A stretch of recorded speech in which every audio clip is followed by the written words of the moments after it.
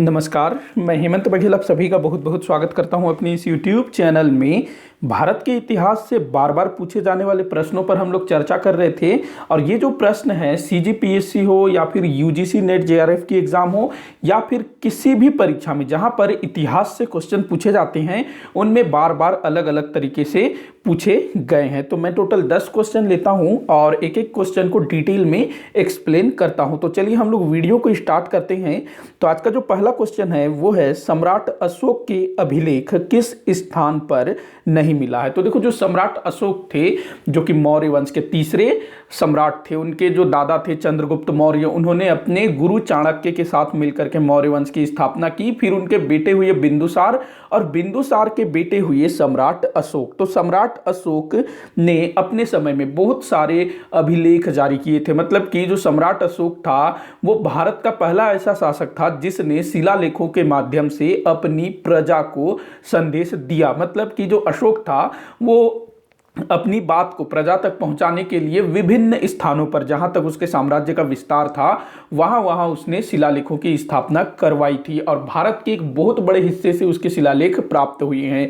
उत्तर हो या दक्षिण हो, हर तरफ से उसके शिलालेख मिलते हैं और इससे जो है अशोक के साम्राज्य विस्तार के विषय में भी जानकारी मिलती है। तो अशोक के अभिलेख किस स्थान पर नहीं मिला है ये आप लोगों को बताना है। मानसेहरा जो कि वर्तमान समय में पाकिस्तान में है एक स्थान, तो यहां से अशोक का एक अभिलेख प्राप्त हुआ है। अभिलेख, हाँ, उसके बाद जो बोल रहा है सोपारा जो कि महाराष्ट्र में है, यहां से भी अशोक का एक अभिलेख प्राप्त हुआ है। धौली जो कि उड़ीसा में है, यहां से भी अशोक का अभिलेख प्राप्त हुआ है। और ये जो पटना है जो कि मौर्य शासकों की राजधानी थी और उस समय पटना पाटलिपुत्र के नाम से जानी जाती थी। पाटलिपुत्र नगर की स्थापना किसने की थी? हर्यक वंश के शासक उदयन ने की थी गंगा नदी के तट पर। और यही पाटलिपुत्र आज पटना के नाम से जाना जाता है और मौर्य शासकों की भी यही पाटलिपुत्र अर्थात आज का पटना राजधानी थी। तो देखो, जो अशोक है उसकी राजधानी पटना थी, पाटलिपुत्र थी, लेकिन उसका कोई भी अभिलेख हमें पटना से प्राप्त नहीं हुआ है। इसको ध्यान रखेंगे। उसके जितने भी बड़े बड़े अभिलेख है वो उसके साम्राज्य के विभिन्न स्थानों से प्राप्त हुआ है। तो अशोक के जो अभिलेख है ना, उनको अलग अलग श्रेणियों में बांटा गया है। उसके 14 वृहद शिलालेख, मतलब कि जो बड़े आकार के हैं ना, उनकी संख्या 14 है। उसके बाद स्तंभ लेख, गुहा लेख, लघु स्तंभ लेख, इस टाइप से अगर हम लोग बात करें अशोक के 14 वृहद शिलालेखों की, तो ये जो 14 वृहद शिलालेख हैं अलग अलग 8 स्थानों से प्राप्त हुए हैं। तो ये 14, लेकिन ये 8 स्थानों से प्राप्त हुए हैं। कौन कौन से हैं वो? तो सबसे पहला तो आपका मानसेहरा, जो कहां पर है? पाकिस्तान में। पाकिस्तान में ही एक और स्थान है शाहबाजगढ़ी। तो आज के समय में पाकिस्तान के 2 स्थानों पर, मानसेहरा और शाहबाजगढ़ी, यहां से जो है अशोक के शिलालेख प्राप्त हुए हैं। इसके बाद तीसरा आप लोगों को याद रखना है सोपारा कहां पर है? महाराष्ट्र में। उसके बाद चौथा धौली उड़ीसा में। और धौली से ही एक और मिला है जिसका नाम है जौगढ़।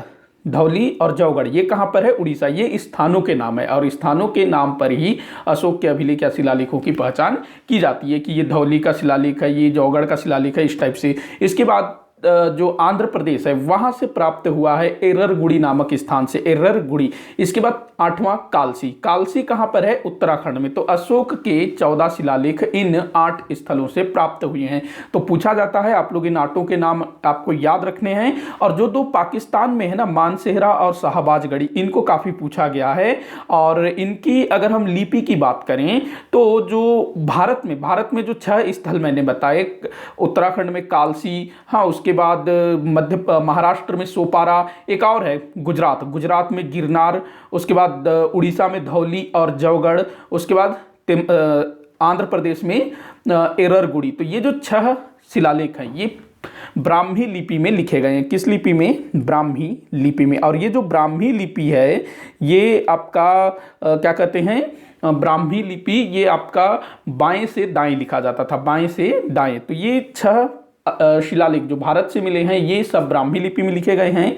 वहीं जो पाकिस्तान से मानसेहरा और शाहबाज गढ़ी से प्राप्त हुआ है, ये खरोष्ठी लिपि में लिखा गया है। तो दो लिपियां याद रखना है, पाकिस्तान से जितने भी मिले हैं वो खरोष्ठी लिपि में, और जो भारत से मिले हैं वो ब्राह्मी लिपि में। इसके अलावा अशोक के कुछ अभिलेख हमको अफगानिस्तान क्षेत्र में भी देखने को मिलते हैं। मैंने पिछले वाले वीडियो में बताया था कि जो अशोक के दादा थे उसने सेल्यूकस को परास्त किया था, जो कि यूनानी शासक था, और सेल्यूकस ने हारने के बाद अफगानिस्तान का बहुत बड़ा हिस्सा चंद्रगुप्त मौर्य को दे दिया था। तो अफगानिस्तान भी मौर्य शासकों के अधिकार में आता था। तो सम्राट अशोक के कुछ अभिलेख अफगानिस्तान क्षेत्र में भी मिलता है, और अफगानिस्तान क्षेत्र से जो अभिलेख अशोक के प्राप्त हुए हैं उनकी लिपि है ग्रीक और अरमाइक। ध्यान रखेंगे, ग्रीक और अरमाइक ये अफगानिस्तान क्षेत्र में, खरोष्ठी पाकिस्तान क्षेत्र में, और ब्राह्मी जो है भारत में। तो ये पूछा गया है लिपि, और भाषा क्या थी, तो पाली भाषा थी। ध्यान रखना इस चीज को।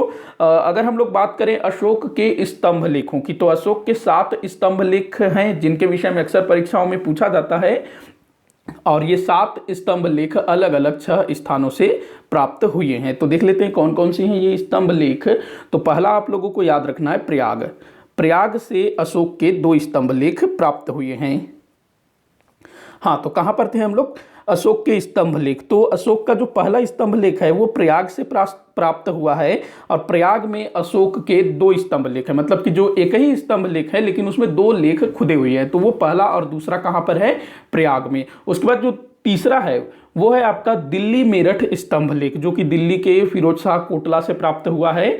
ये ना पहले मेरठ में था, फिर तुगलक वंश के शासक फिरोज शाह तुगलक ने इसको मेरठ से दिल्ली स्थानांतरित किया, इसीलिए इसको दिल्ली मेरठ स्तंभ लेख बोला जाता है। उसके बाद अगला जो है वो है दिल्ली टोपरा स्तंभ लेख। ये भी दिल्ली के फिरोज शाह कोटला में है, और ये पहले टोपरा में हुआ करता था, और वही तुगलक वंश का शासक फिरोज शाह तुगलक उसने इसको जो है टोपरा से दिल्ली स्थानांतरित किया। मतलब कि तुगलक वंश का शासक फिरोज शाह तुगलक उसने अशोक के 2 स्तंभ लेखों को उनके मूल स्थानों से, जो कि मेरठ और टोपरा में थे, वहां से हटा करके कहां लाया, दिल्ली में। दिल्ली में उसने फिरोज शाह कोटला की स्थापना की थी, वहां पर इन स्तंभ लेखों को उसने स्थापित करवाया। और उस जमाने में उसके दरबार में जो भी भाषा वैज्ञानिक लोग थे ना, जो पंडित लोग थे, तो उनसे इन अभिलेखों को पढ़वाने का प्रयास भी किया गया था। ये तमाम चीजें पूछी गई है। उसके बाद अगला है बिहार में चंपारण ने एक जिला है, तो वहां से 3 स्तंभ लेख प्राप्त हुए हैं। एक तो रामपुरवा से, दूसरा लौरिया अरराज से,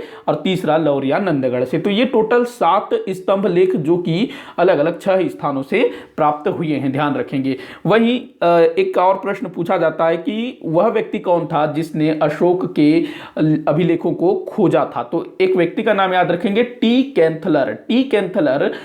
इसने ना 1750 में अशोक के अभिलेख को खोजा था। किस अभिलेख को खोजा था, तो जो दिल्ली मेरठ जो है ना स्तंभ लेख, उसी को खोजा था। दिल्ली मेरठ स्तंभ लेख को खोजा था। और अशोक के अभिलेखों को सबसे पहले पढ़ने में सफलता किसने प्राप्त की थी, तो जेम्स प्रिंसेप ने 1837 में। क्योंकि जो अशोक के अभिलेख थे वो पाली भाषा में लिखे गए थे, लिपि क्या थी, खरोष्ठी थी, किसी की ब्राह्मी थी, तो उसको पढ़ पाना जो है संभव नहीं था। तो जेम्स प्रिंसेप पहला व्यक्ति था जिसको कि अशोक के अभिलेखों को पढ़ने में सफलता प्राप्त हुई 1837 में।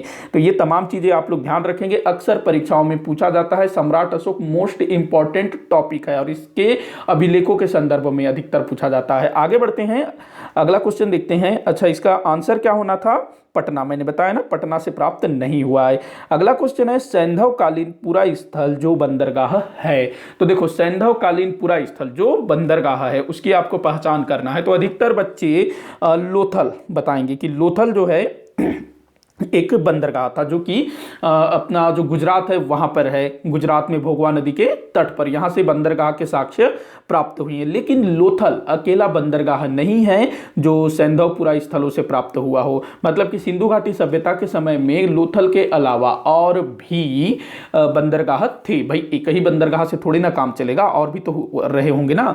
तो कौन कौन से थे बंदरगाह, हम लोग देख लेते हैं। तो देखिए, एक तो था आपका क्या कहते हैं, लोथल था, दूसरा आपका बालाकोट था।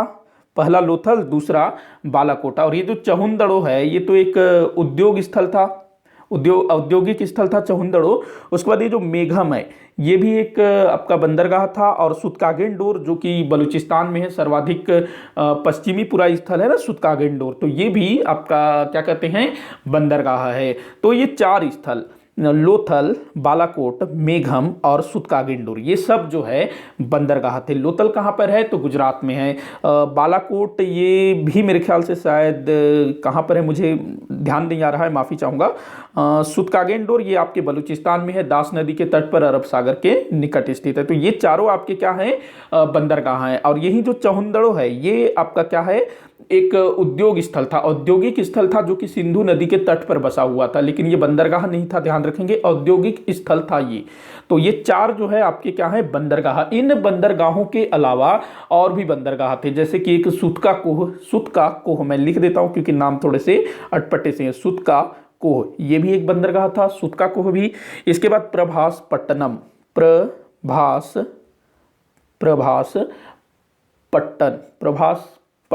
पट्टम है क्या, प्रभास पट्टन माफी चाहूंगा, पट्टन न होगा ये, प्रभास पट्टन, ये प्रभास पट्टन, सुतका कोह।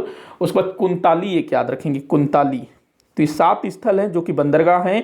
इसके अलावा ना और भी बंदरगाह होंगे क्योंकि बहुत सारे स्थलों की खोज हुई है, तो कई सारे ऐसे हैं जिनके विषय में किताबों में जानकारी नहीं मिल पाता है। तो लोथल काफ़ी फेमस है, सुतकागेंडोर भी काफ़ी फेमस है, बालाकोट भी एक अधिकतर पुस्तकों में मिल जाता है, सुतकाकोह भी मिल जाता है, कुंताली भी मिल जाता है, मेघम भी मिल जाता है। तो ये 7 जो है बंदरगाह थे, ध्यान रखेंगे। तो आपका आंसर क्या हो जाएगा 1 2 4 5 आपका आंसर होगा, 1 2 4 5 ये आपका आंसर होगा। अगला क्वेश्चन हम लोग देखते हैं, निम्न मराठा पेशवाओं का सही कालक्रम बताइए। देखो ये जो कालक्रम अर्थात क्रोनोलॉजी वाला जो क्वेश्चन है ना बहुत बहुत पूछा जाता है।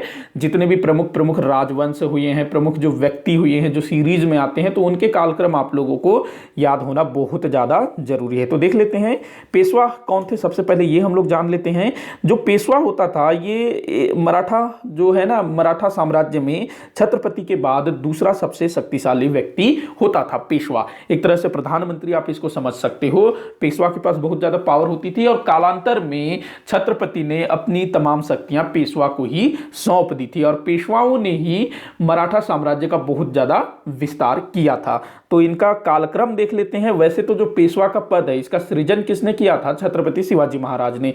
लेकिन छत्रपति शिवाजी महाराज और उनके जो कुछ उत्तराधिकारी हैं उनके समय तक जो पेशवा का पद है वो सामान्य रहा, मतलब कि उसकी शक्तियों में कोई भी विशेष वृद्धि देखने को नहीं मिली। लेकिन छत्रपति शिवाजी महाराज के जो पोते थे ना, मतलब संभाजी महाराज के बेटे साहूजी महाराज, तो उनके समय में 1713 में बालाजी विश्वनाथ को पेशवा नियुक्त किया जाता है, और वहां से फिर पेशवा की जो शक्ति है वो बढ़ना शुरू हो जाती है। तो बालाजी विश्वनाथ पहला शक्तिशाली पेशवा हम लोग बोल सकते हैं, हालांकि वो पहला पेशवा नहीं था, ये आपको ध्यान रखना है।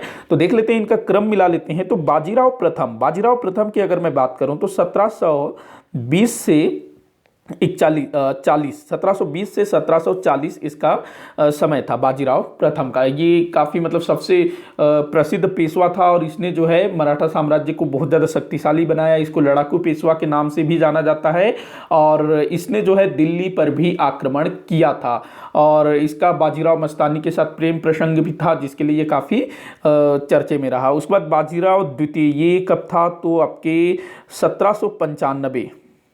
1795 से 1818 तक, ये एक तरह से आखिरी पेशवा हुआ। उसके बाद है माधवराव, इसके अगर हम लोग कार्यकाल की बात करें तो ये कब से कब तक आता है तो 1761 से 72 तक। माधवराव 1761 से 1772। उसके बाद नारायण राव इसके बाद 1772 से 73 थोड़े समय के लिए। उसके बाद बालाजी बाजीराव, ये बाजीराव प्रथम का बेटा था बालाजी बाजीराव, 1740 से 61 तक इसका कार्यकाल, 1740 से 1761 तक। जो बालाजी बाजीराव था ना, जब मराठे अहमद शाह अब्दाली के साथ पानीपत के तीसरे लड़ाई में हार जाते हैं, तो उसका जो गम है बालाजी बाजीराव सहन नहीं कर पाते हैं, और इनकी जो है डेथ हो जाती है। तो हम लोग क्रम मिला लेते हैं। तो सबसे पहले आपके कौन आ जाएंगे, बाजीराव प्रथम, ये सबसे पहले आ जाएंगे। दूसरे नंबर में आएंगे आपके बालाजी बाजीराव, मतलब कि 1 5 ये आपका आंसर होगा। उसके बाद कौन आएगा, माधवराव आएंगे तीसरे, 1 5 3 ऐसे ही आएगा ना। उसके बाद कौन आएंगे, नारायण राव, और आखिरी में कौन आएंगे, बाजीराव द्वितीय। तो 15342, 15342 ये आपका आंसर हो जाएगा। तो आप लोग कूट मिला सकते हैं 15342, तो ये आप लोगों का राइट आंसर हो जाएगा। अच्छा, यहां मैंने केवल 5 पेशवाओं के नाम लिखे हैं, इनके अलावा भी और 3 पेशवा हुए हैं, तो उनके नाम भी हम लोग देख लेते हैं।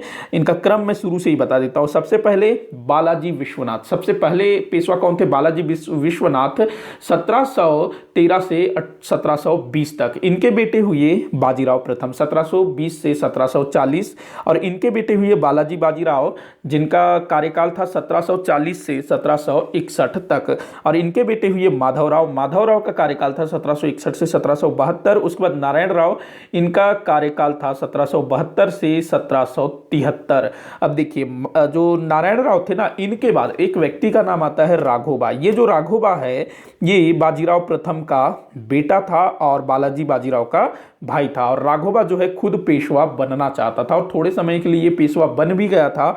तो नारायण राव के बाद कई सारी पुस्तकों में आपको पेशवा के रूप में राघोबा, जिसका मूल नाम रघुनाथ राव था, इसका नाम आपको मिलेगा। 1773-74 इस टाइप से मिल जाएगा। इसके बाद राघोबा के बाद अगला जो पेशवा हुआ माधवराव नारायण राव, माधवराव नारायण राव, जिसका कार्यकाल 1773 अथवा 1774 से 1795 तक था। और माधवराव नारायण राव, इसको जो है माधवराव नारायण राव द्वितीय भी बोला जाता है, क्योंकि पहले जो है एक माधवराव और एक नारायण राव हो चुके हैं, इसी कारण इसको माधवराव नारायण राव द्वितीय भी बोला जाता है। 1795 में इसने आत्महत्या कर ली थी। इसके समय के 2 बड़े मतलब विख्यात मराठा सरदार थे, एक महादजी सिंधिया और नाना फडणवीस। उन्होंने इस समय मराठा साम्राज्य का नेतृत्व किया था, क्योंकि जो माधवराव नारायण राव था ना, वो अल्प वयस्क था जब उसको पेशवा बनाया गया। तो उस समय कुछ ही दिन पहले उसका जन्म हुआ था, क्योंकि राघोबा के कारण ना स्थिति खराब हो गया था, इस कारण से।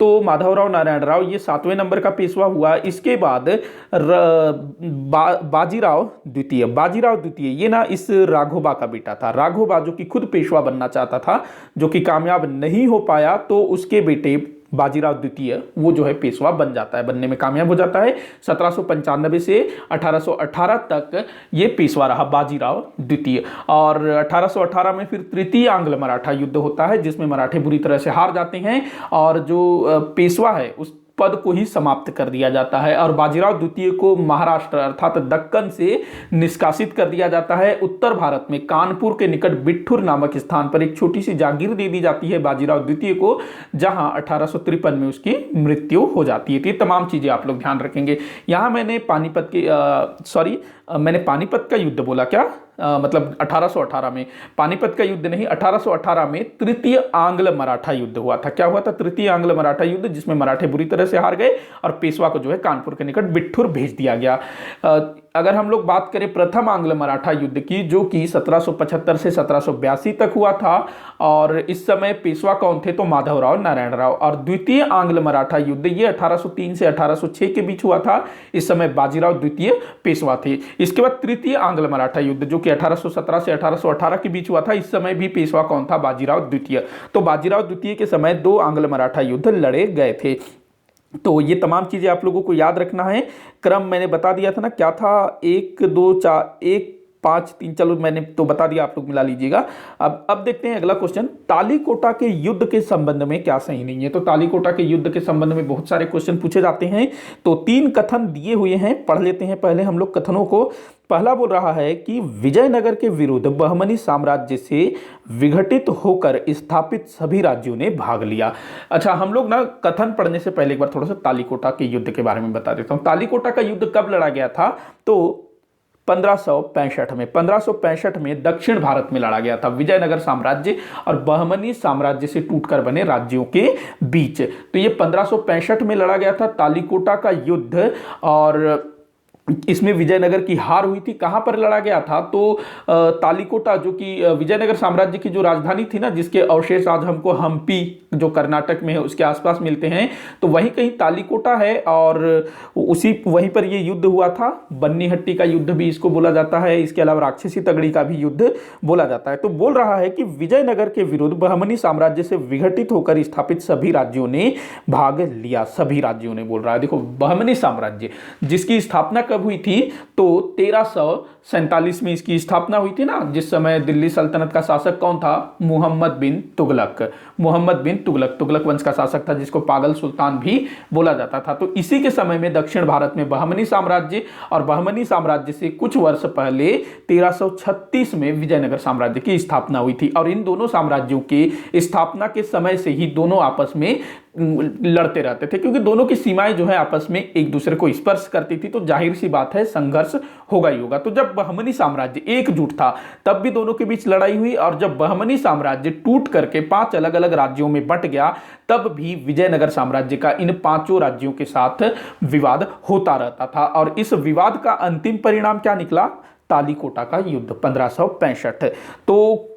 तो बोल रहा है कि विजयनगर के विरुद्ध बहमनी साम्राज्य से टूटकर बने सभी राज्यों ने भाग लिया। सभी राज्यों ने, कितने राज्य बन गए थे? देखो, बहमनी साम्राज्य टूट करके 5 राज्यों में बंट गया था। बीजापुर, हाँ, उसके बाद बरार, बीदर, गोलकुंडा और अहमदनगर। लेकिन विजयनगर के विरुद्ध तालीकोटा के युद्ध में 4 राज्यों ने ही भाग लिया था। बीजापुर ने भाग लिया, अहमदनगर ने भाग लिया, बीदर ने भाग लिया, गोलकुंडा ने भाग लिया। लेकिन जो बरार था ना, इसने भाग नहीं लिया। कई बार पूछा भी गया है किसने भाग नहीं लिया था? बरार ने भाग नहीं लिया। क्यों नहीं लिया? तो जो बरार था इसका अहमदनगर के साथ थोड़ा सा खटपट चल रहा था। अब चूंकि अहमदनगर भी इस गुट में शामिल था, तो बरार जो है बोलता है कि मैं इसमें शामिल नहीं होऊंगा। तो 4 राज्यों के नाम आपको याद रखना है: बीजापुर, बीदर, गोलकुंडा और अहमदनगर। इन चारों की संयुक्त सेना, और इस संयुक्त सेना का नेतृत्व कौन कर रहा था? तो अली आदिल शाह, जो कि बीजापुर का सुल्तान था। तो यहां आपका ये जो पहला कथन है ये गलत हो जाता है। तो कौन सा सही नहीं है उसको पहचानना है ना। अगला बोल रहा है विजयनगर के सेनापति राम राय ने युद्ध का नेतृत्व किया। तो देखो, विजयनगर साम्राज्य की अगर हम लोग बात करें तो 1565 की स्थिति में विजयनगर साम्राज्य में तुलु वंश के शासक सदाशिव शासन कर रहे थे। और ये जो सदाशिव था ये बिल्कुल भी योग्य शासक नहीं था। ये तुलु वंश वही वंश है जिसमें कृष्णदेव राय जैसे महान शासक हुए, और उसी के वंशज कृष्णदेव राय के जो उत्तराधिकारी हुए आगे, वो उतने योग्य नहीं थे। तो सदाशिव ये बिल्कुल निकम्मा शासक था, और इसका जो सेनापति था राम राय, ये सब कुछ करता था, इसी के हाथ में सब कुछ था। और राम राय की उम्र इस समय लगभग 70 वर्ष की थी। तो राम राय ने ही इस युद्ध का नेतृत्व किया था। तो ये आपका बिल्कुल सही है ये कथन। तीसरा बोल रहा है तालीकोटा के युद्ध के पश्चात विजयनगर साम्राज्य का अंत हो गया। तो देखो, अगर हम पढ़ते हैं ना, विजयनगर साम्राज्य 1336 में बना और लगभग 1650 या 1652 तक चला, और ये युद्ध कब हो रहा है? 1565। तो देखो, ये वाला जो कथन है आपका गलत हो जाएगा, क्योंकि तालीकोटा के युद्ध के पश्चात भी विजयनगर साम्राज्य का अस्तित्व बना रहा। ये पूरी तरह से ना 1652 में समाप्त हुआ। हाँ, ये जरूर है कि जो विजयनगर साम्राज्य है पहले जैसा नहीं रहा, पहले जैसा शक्तिशाली, पहले जैसा वैभवशाली नहीं रहा, जिसलिए वो जाना जाता था ना, काफी धन धान्य से परिपूर्ण वाला राज्य हुआ करता था, वो नहीं रहा। लेकिन विजयनगर साम्राज्य का अस्तित्व जरूर बना रहा। आगे लगभग ये 1652 में ये समाप्त हो जाता है। तो आपके जो है पहला और तीसरा कथन आपका गलत हो जाता है। तो क्या पूछ रहा है? कौन से कथन सही नहीं है उसको पहचानना है ना। तो 1 और 3 आपके सही नहीं है, तो ये आपका उत्तर होगा। आगे बढ़ते हैं, अगला क्वेश्चन देखते हैं। किस गवर्नर जनरल ने मैसूर को हड़प लिया था? तो देखो, जो मैसूर है ना, अपना टीपू सुल्तान वाला मैसूर, तो उसको किसी गवर्नर जनरल ने हड़प लिया था। अब हमारे भारत में जो हड़पने का काम हड़पने का काम किसने किया था? तो लॉर्ड डलहौजी ने। तो यहाँ पर लॉर्ड डलहौजी भी दिया हुआ है, लेकिन ये आपका आंसर नहीं है। इसने मैसूर को नहीं हड़पा था। तो किसने हड़पा था भाई? Lord Wellesley? नहीं, लॉर्ड वेलेजली ने भी नहीं हड़पा था। लॉर्ड वेलेजली ने भले टीपू सुल्तान के साथ लड़ाई की थी, और टीपू सुल्तान मारा भी गया था इस युद्ध में 1799 में। और 1799 में मैसूर के साथ सहायक संधि हुई थी। सहायक संधि हुई, लेकिन जो मैसूर है उसको हड़पा नहीं गया। मैसूर की जो स्वतंत्रता है उसको बरकरार रखी गई, लेकिन अंग्रेजों पर उसका पूर्ण नियंत्रण था। लेकिन उसके जो आंतरिक मामले थे उसको स्वतंत्र छोड़ दिए गए थे। तो इसने भी नहीं हड़पा। लॉर्ड हेस्टिंग्स ये भी नहीं है। इसके समय में आंग्ल नेपाल युद्ध हुआ, तृतीय आंग्ल मराठा युद्ध हुआ, पिंडारियों का दमन हुआ। हाँ, ये सब चीज भी आप लोग ध्यान रखेंगे। बच गया Lord William Bentinck. Lord William Bentinck जो कि भारत में अपने द्वारा किए गए सुधारों के लिए लिए जाना जाता है। सती प्रथा पर इसने रोक लगाई, ठगी प्रथा को रोकने का प्रयास किया, इसके अलावा और भी कई सारे इसने अच्छे अच्छे काम किए। तो ये एक प्रकार से सुधारवादी गवर्नर जनरल के रूप में याद किया जाता है। लेकिन लॉर्ड विलियम बेंटिक के समक्ष एक ऐसा मौका आया जिसको इसने जाने नहीं दिया। ऐसा कुछ हुआ कि इसने 1831, माफी चाहूंगा मैं 13 बोल रहा था, 1831 में जो लॉर्ड विलियम बेंटिक है इसने मैसूर पर कुशासन का आरोप लगाकर मैसूर का विलय ब्रिटिश साम्राज्य में कर लिया था। जैसे मैंने बताया था लॉर्ड डलहौजी जिसने अवध पर कुशासन का आरोप लगा करके अवध को ब्रिटिश साम्राज्य में मिला लिया था 1856 में।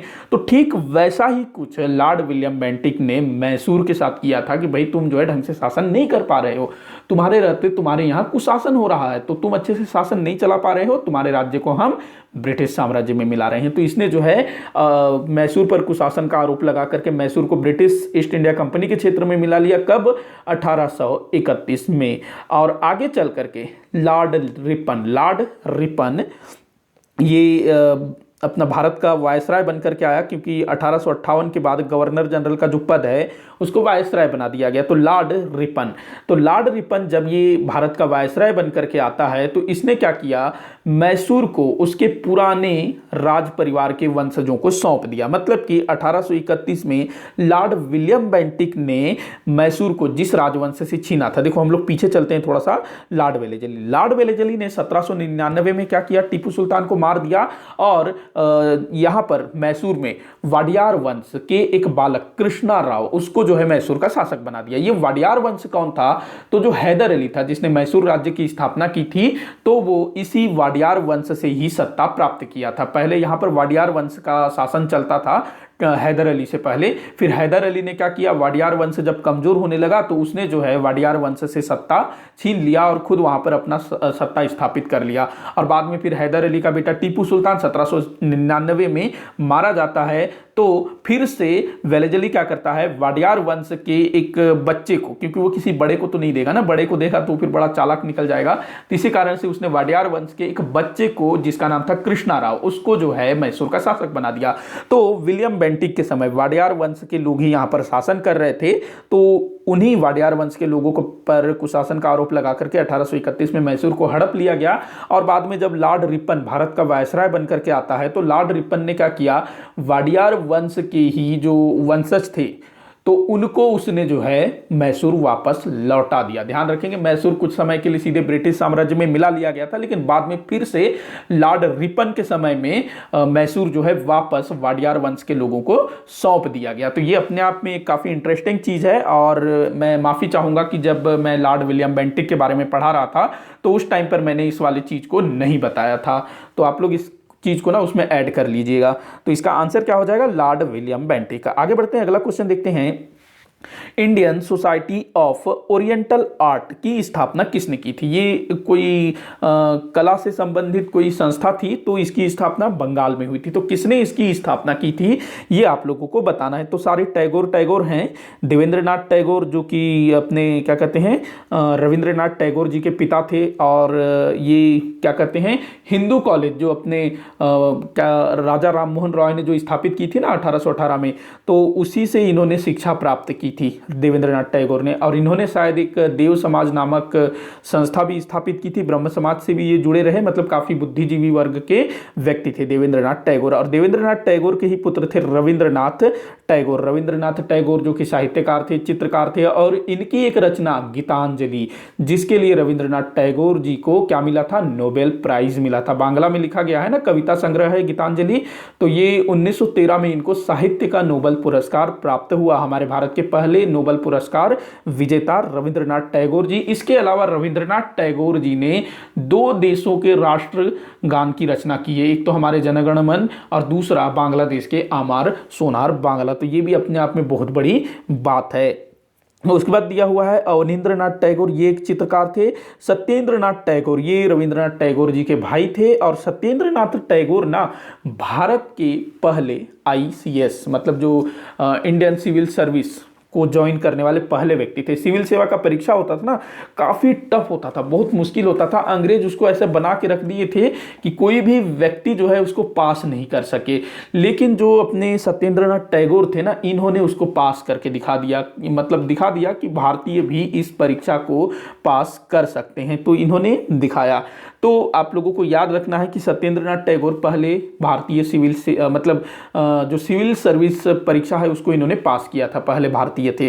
तो अब आते हैं अपने क्वेश्चन पर कि Indian society of oriental art, तो इसकी स्थापना किसने की थी? तो अवनींद्रनाथ टैगोर ने। और अवनींद्रनाथ टैगोर का इस टैगोर परिवार से कोई संबंध नहीं था, वैसे रहा होगा दूर के रिश्तेदार, लेकिन भाई नहीं थे, ये आप लोग ध्यान रखेंगे। तो टैगोर नहीं तो आप लोग बोलोगे रविंद्रनाथ टैगोर जी के भाई होंगे।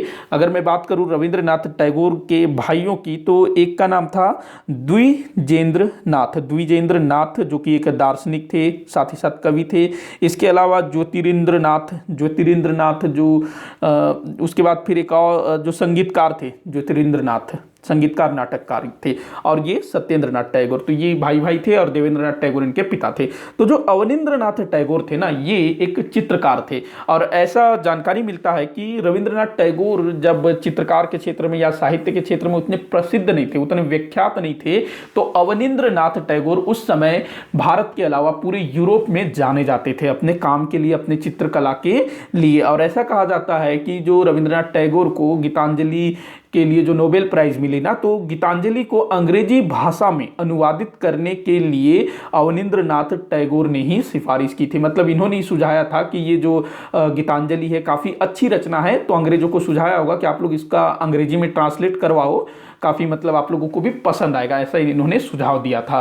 तो इनका भी काफ़ी अच्छा रोल था। बाकी एक दूसरे के क्लोज रिलेटिव ये लोग नहीं थे, मतलब भाई नहीं थे, बाकी दूर के रिश्तेदार रहे होंगे, मुझे उतना नहीं मालूम, लेकिन भाई नहीं थे, ये आप लोगों को ध्यान रखना है। तो इन्होंने ही सन 1905 में बंगाल में Indian society of oriental art की स्थापना की, ताकि भारत में जो भी चित्रकला है उसको प्रोत्साहन दिया जा सके, और जो भी चित्रकार हैं, चित्रकला सीखना चाहते हैं, उनको इस संस्था द्वारा स्कॉलरशिप भी दिया जाता था, ध्यान रखेंगे। और सर्वप्रथम किसको स्कॉलरशिप दिया गया, ये भी किसी परीक्षा में पूछा गया है, तो नंदलाल जो कि अवनींद्रनाथ घोष के सबसे प्रिय शिष्य थे, उनके मतलब सबसे अच्छे स्टूडेंट थे, तो उनको जो है सबसे पहला स्कॉलरशिप इस संस्था द्वारा दिया गया। 1905 में ये संस्था स्थापित हुई थी।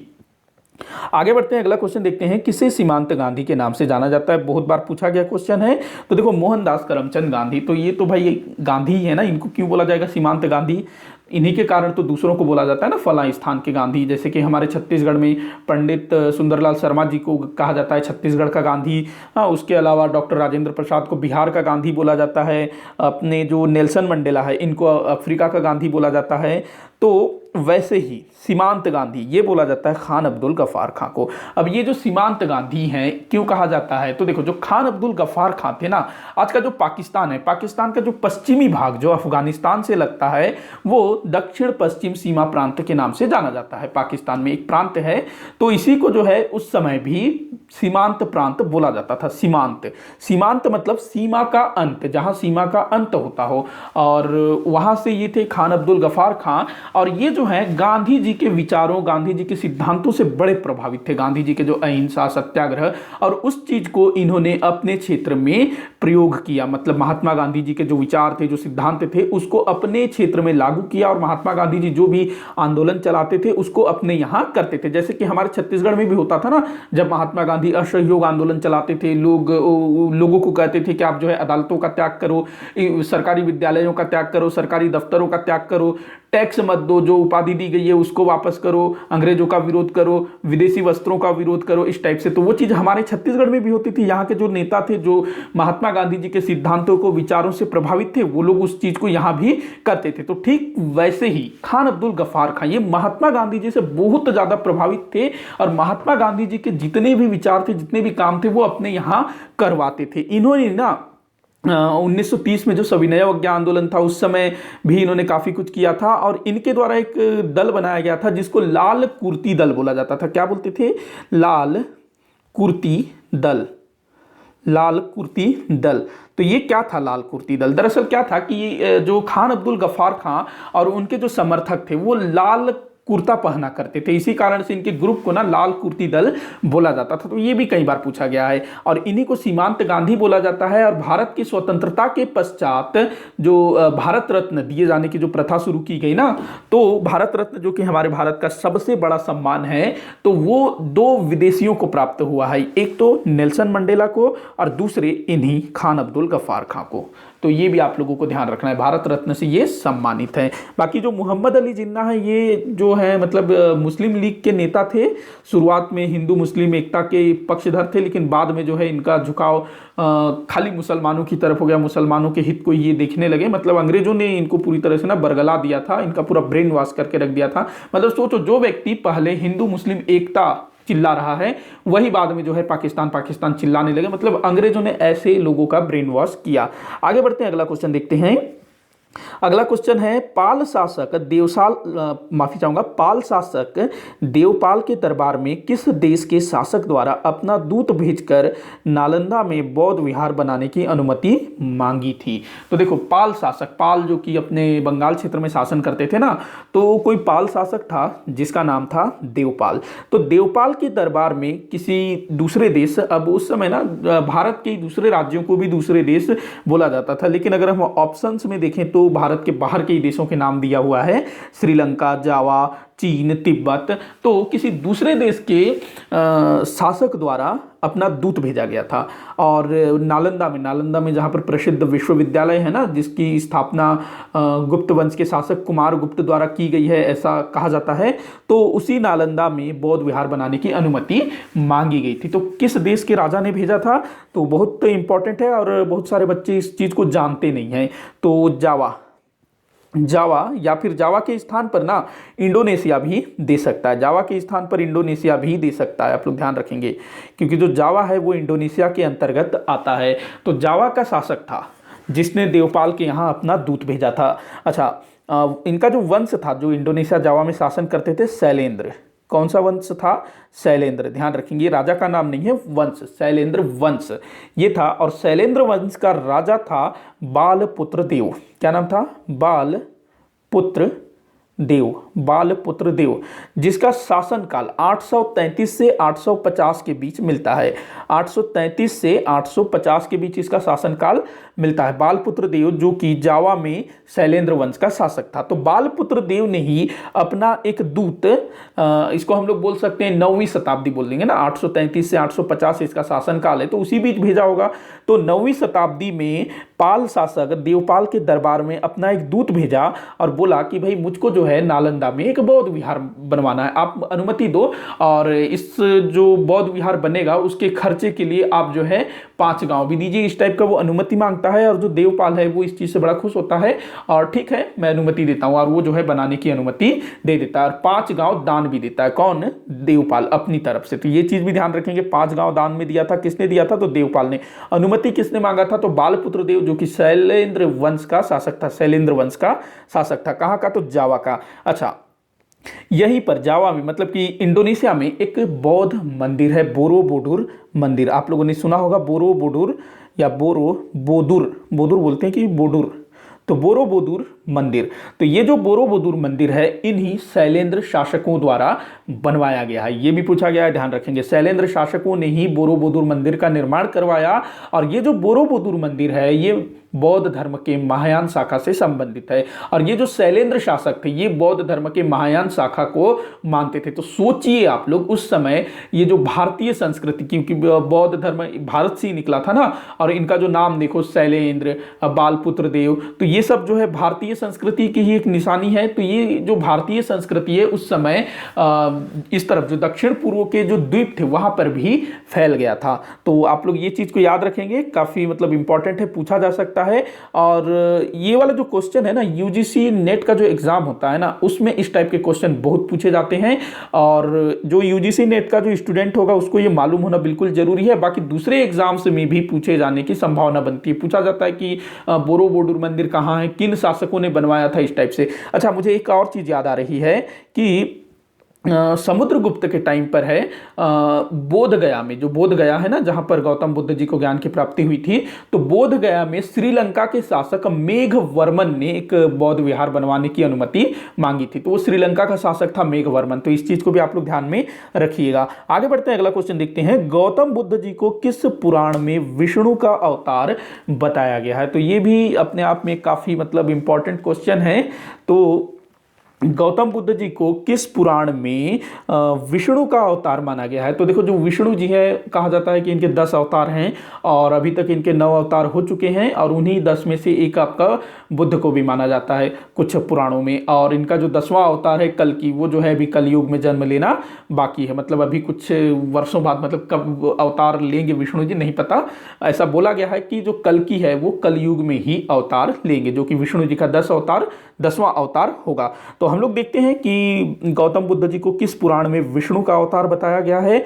तो अग्नि पुराण दिया है, भागवत पुराण, मत्स्य पुराण, और उसके बाद दिया है वायु पुराण। तो देखो, अग्नि पुराण, भागवत पुराण और मत्स्य पुराण, इन तीनों में ही, अग्नि पुराण, भागवत पुराण और मत्स्य पुराण, इन तीनों ही पुराणों में गौतम बुद्ध जी को विष्णु जी का अवतार माना गया है। ध्यान रखिएगा, बड़ा इंपॉर्टेंट है, बहुत बार पूछा जाता है ये क्वेश्चन।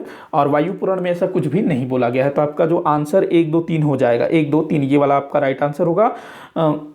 तो ये चीज ध्यान रखेंगे। वहीं अगर मैं वायु पुराण की बात करूं तो यहां से हमको गुप्त वंश के विषय में जानकारी प्राप्त होती है। मत्स्य पुराण से अपने जो आंध्र सातवाहन शासक हैं उनके बारे में जानकारी मिलती है। आगे बढ़ते हैं, अगला क्वेश्चन देखते हैं, 10वां क्वेश्चन। गुलाम वंश के निम्न शासकों का सही कालक्रम क्या है? तो गुलाम वंश आ गया। तो गुलाम वंश के निम्न शासकों का सही कालक्रम आपको बताना है। तो देख लेते हैं गुलाम वंश के शासकों के विषय में। तो पहला दिया हुआ है रुकनुद्दीन फिरोज, रुकनुद्दीन फिरोज। दूसरा दिया है नासिरुद्दीन महमूद। तीसरा है कैकुबाद। चौथा है मुइजुद्दीन बहराम शाह। उसके बाद है अलाउद्दीन मसूद शाह। तो देखो, अगर मैं बात करूं रुकनुद्दीन फिरोज की, तो इसका जो शासन काल है, ये इल्तुतमिश का बेटा था और रजिया सुल्तान का भाई था। तो ये 1236 में इसको जो है शासक बनाया जाता है थोड़े समय के लिए। बाद में फिर रजिया को उत्तराधिकारी बना दिया जाता है, क्योंकि जो रजिया का जो पिता थे इल्तुतमिश, उन्होंने तो रजिया को अपना उत्तराधिकारी बनाया था। लेकिन बहुत सारे ऐसे लोग थे जो नहीं चाहते थे कि एक स्त्री सुल्तान बने। तो उन्होंने क्या किया, इल्तुतमिश के दूसरे बेटे रुकनुद्दीन, जो कि महामूर्ख टाइप का व्यक्ति था, उसको जो है सुल्तान बना दिया था 1236 में। उसके बाद नासिरुद्दीन महमूद, इसका जो समय है नासिरुद्दीन महमूद का 1246 से 66, इसी के समय में ना, नासिरुद्दीन महमूद के समय ही जो गयासुद्दीन बलबन था वो नाइब के पद पर था और सब कुछ उसने अपने हाथ में ले लिया था। और 1266 में उसने नासिरुद्दीन महमूद की हत्या कर दी और खुद सुल्तान बन गया। उसके बाद कैकुबाद, अगर मैं कैकुबाद की बात करूं तो ये आपके कब से कब तक, लगभग ये 1286 या 87 कुछ होना चाहिए से, लगभग ये 3 साल तक शासक था। 90 तक लगभग था मेरे ख्याल से। हाँ, ऐसे 3-4 साल कुछ रहा, क्योंकि इसके बारे में उतना कुछ लिखा नहीं गया है। मतलब बलबन के बाद ये शासक बनता है कैकुबाद। उसके बाद मुइजुद्दीन बहराम शाह, मुइजुद्दीन बहराम शाह की अगर मैं बात करूं तो ये 1240 से 1242 तक रहा। उसके बाद अलाउद्दीन मसूद शाह, ये 1242 से 1246 तक था। माफ़ी चाहूँगा, मैं बार बार गलत लिख रहा हूँ, चलो कोई बात नहीं। तो इस तरह से अगर हम लोग देखें तो सबसे पहले कौन होगा, रुकनुद्दीन फिरोज सबसे पहले। उसके बाद कौन होगा, रुकनुद्दीन फिरोज के बाद ये होगा आपका मुइजुद्दीन बहराम शाह, फिर अलाउद्दीन मसूद शाह, मतलब 1 4 5। उसके बाद ये होगा 2 1 4 5 2 1 4 5 2 3 1 4 5 2 3, ये आपका आंसर होगा। 1 4 5 2 3 ये आपका आंसर होगा। अगर मैं गुलाम वंश के अन्य शासकों की बात करूं तो गुलाम वंश का जो संस्थापक था वो था कुतुबुद्दीन ऐबक, जिसने 1206 में गुलाम वंश की स्थापना की थी। और ये किसका गुलाम था, तो मोहम्मद गोरी का गुलाम था। और इसने अपनी राजधानी लाहौर को बनाई थी। इसका बेटा हुआ आराम शाह, जिसको कुछ इतिहासकार नहीं भी मानते, लेकिन आप लोग याद रखेंगे आराम शाह, जो थोड़े समय के लिए सुल्तान बना। उसके बाद अगला शासक हुआ इल्तुतमिश, जो कि 1211 से 1235 तक गुलाम वंश का शासक रहा और गुलाम वंश के सर्वश्रेष्ठ शासकों में से एक था। और इल्तुतमिश ने ही दिल्ली को दिल्ली सल्तनत की राजधानी बनाई और इल्तुतमिश ने अपना उत्तराधिकारी अपने बेटों को न बना करके अपनी बेटी रजिया को बनाया। इल्तुतमिश के बाद जो शासक हुआ वो था रुकनुद्दीन फिरोज। रुकनुद्दीन फिरोज के बाद रजिया सुल्तान, रजिया सुल्तान के बाद मुइजुद्दीन बहराम शाह 1240 से 1242। इसके बाद अलाउद्दीन मसूद शाह 1242 से 1244। उसके बाद नासिरुद्दीन महमूद 1246 से 1266 तक। इसके बाद गयासुद्दीन बलबन 1266 से 1286। उसके बाद कैकुबाद, ये लगभग 1286 से 1290 तक ये रहा। कैकुबाद के बाद शमसुद्दीन क्यूमर्स, शमसुद्दीन क्यूमर्स जो कि मात्र 3 वर्ष का था और इसकी हत्या कर दी किसने? जलालुद्दीन खिलजी ने, और खिलजी वंश की स्थापना की। तो ये गुलाम वंश के शासक, इनके नाम आप लोगों को याद रखना है। इस टाइप के प्रश्न बहुत पूछे जाते हैं, अधिकतर वनडे एग्जाम्स में इस टाइप के क्वेश्चन खास करके पूछे जाते हैं। अगला क्वेश्चन हम लोग देखते हैं। मैंने एक क्वेश्चन एक्स्ट्रा लिया है क्योंकि पिछले वाले क्वेश्चन में मैं लेना भूल गया था, तो उसकी पूर्ति मैं इसमें कर रहा हूं। तो देख लेते हैं अगला क्वेश्चन क्या है, आखिरी क्वेश्चन। तो सम्राट अशोक किससे प्रभावित होकर बौद्ध धर्म को अंगीकार किया? तो देखो, जो सम्राट अशोक थे मौर्य वंश के तीसरे शासक, तो इन्होंने बौद्ध धर्म को ग्रहण कर लिया था। हाँ, ऐसा कहा जाता है कि कलिंग युद्ध जो कि अशोक के राज्याभिषेक के 8वें वर्ष में हुआ था, 1261 या 1262 के आसपास में, तो कलिंग युद्ध में जो भी नरसंहार हुआ था उसको देख करके अशोक का हृदय द्रवित हो उठा और इसने जो है युद्ध को त्याग दिया, मतलब कि जो हिंसा है उसको त्याग दिया और गौतम बुद्ध के बताए मार्गों पर चलने का निश्चय किया। तो पूछ रहा है कि ये किससे प्रभावित होकर के बौद्ध धर्म को स्वीकार किया? एक तो ये बोला जाता है कि हाँ भैया, कलिंग में जो नरसंहार हुआ उसको देख करके। तो एक आपको जो है एक व्यक्ति का नाम याद रखना है। देखो, उपगुप्त, अगर हम उपगुप्त की बात करें तो जो अशोक था उसको बौद्ध धर्म में दीक्षित करने वाला उपगुप्त था। लेकिन जहां तक प्रभावित होकर बौद्ध धर्म ग्रहण करने की बात आए ना, तो वहां पर निग्रोध का नाम आप लोगों को टिक करना है। देखो, निग्रोध ये कौन था? तो अशोक का एक भाई था सुसीम, और ऐसा कहा जाता है कि अशोक ने अपने भाई सुसीम सहित 99 भाइयों की हत्या की थी, ये कहा जाता है। मतलब ये अपने 99 भाइयों को मार करके तख्त प्राप्त किया था। तो सुसीम का ही बेटा था निग्रोध, जो कि छोटा था काफी। तो निग्रोध की बातों से प्रभावित होकर के, इसने कुछ प्रवचन दिया होगा, तो उससे प्रभावित होकर के गौतम बुद्ध ने बौद्ध धर्म को स्वीकार करना स्वीकार किया। तो ये आप लोग ध्यान रखेंगे और बाद में फिर उपगुप्त से प्रॉपर बौद्ध धर्म की दीक्षा ली। तो आज का जो वीडियो है यहीं पर समाप्त होता है। आप लोग मुझे कमेंट करके बताइएगा कि आपसे कितने क्वेश्चन सॉल्व हुए और किसी भी क्वेश्चन में और मेरे द्वारा जो भी तथ्य दिए गए, अगर आप लोगों को डाउट लगता है तो आप लोग मुझे कमेंट करके बताइएगा ताकि मैं उसको सुधार सकूं। वीडियो को ज़्यादा से ज़्यादा शेयर करिएगा, लाइक करिएगा, चैनल को सब्सक्राइब करिएगा। वीडियो को आखिर तक देखने के लिए बहुत बहुत धन्यवाद।